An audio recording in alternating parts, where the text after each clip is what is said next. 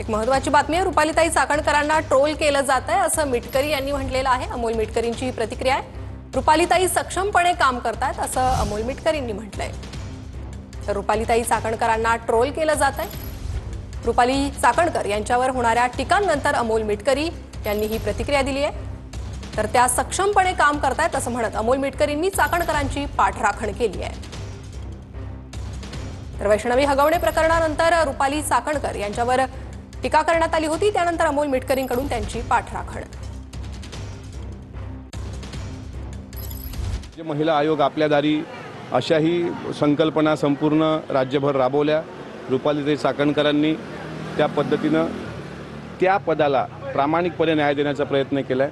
मात्र या सगळ्या राज्य महिला आयोगाच्या एकंदरीत अलीकडच्या घडामोडींमध्ये केवळ आणि केवळ विरोधातली लोक फक्त विरोध करून स्वतः रुपालीताई चाकणकर, मला असं वाटतं राज्य महिला आयोग एकीकडे राहतं आणि त्या रुपालीताई चाकणकरांना ज्या पद्धतीने ट्रोल केलं जातं, ज्या पद्धतीने त्यांच्याबद्दल बोललं जातं, हे कुठलाही संवेदनशील व्यक्ती जो महाराष्ट्राला शिवशाहू फुले बाबासाहेब अहिल्याबाई होळकर यांचा वारसा आपण सांगतो तो मान्य करणार नाही।